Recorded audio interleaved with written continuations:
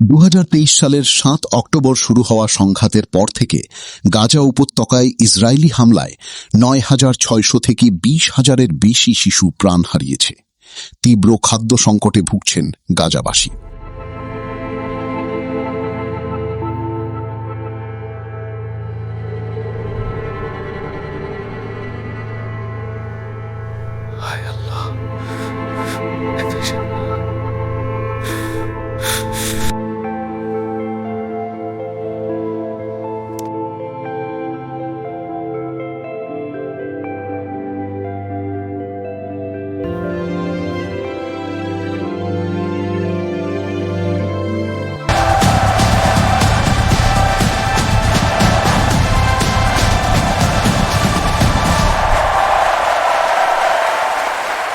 হায় আফসোস, আমরা মুসলিমরা রং তামাশায় মেতে আছি।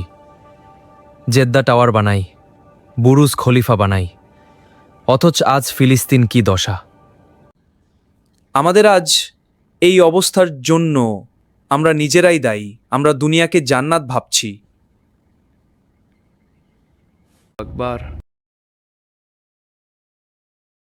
সুবহানা রব্বি আল্লাহ, সুবহানা রব্বি আল্লাহ, সুবহানা রব্বি আল্লাহ। ইয়া আল্লাহ, আমাদের হেদায়েত দাও।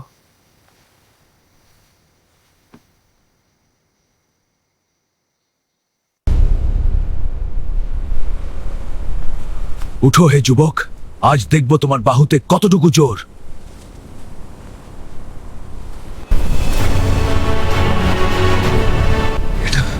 এটা কোথায় আমি?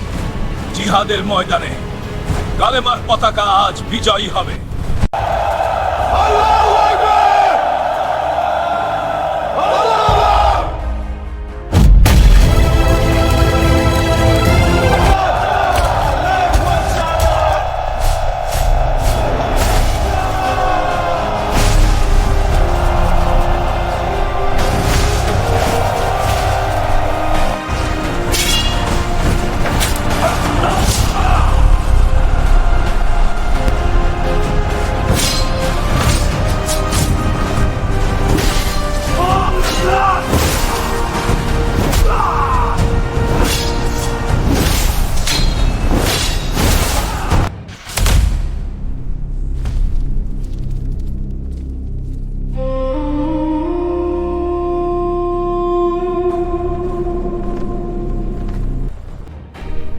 কালেমার পতাকা কখনো মাটিতে পড়বে না।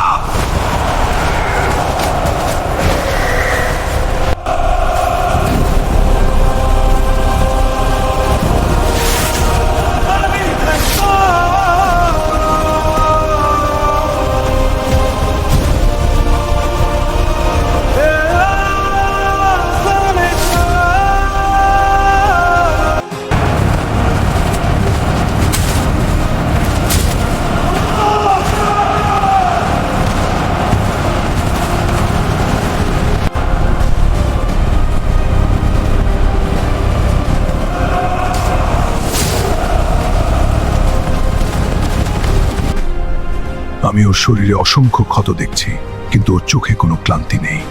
যাদের উপর আল্লাহ আছেন তাদের থামানোর ক্ষমতা কোনো পার্থিব শক্তির নেই।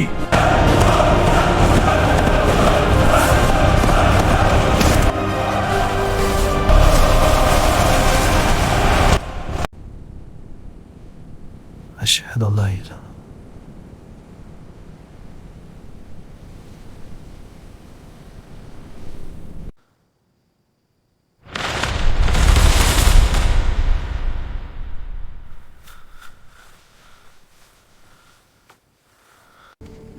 হে আল্লাহ,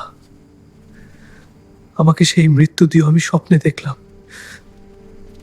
তোমার পথে, তোমার কালেমার পতাকা হাতে। হাজারো যুবককে পথভ্রষ্টতা থেকে হেফাজত করো। উম্মাহকে জাগাও ইয়া রাব্বুল আলামিন।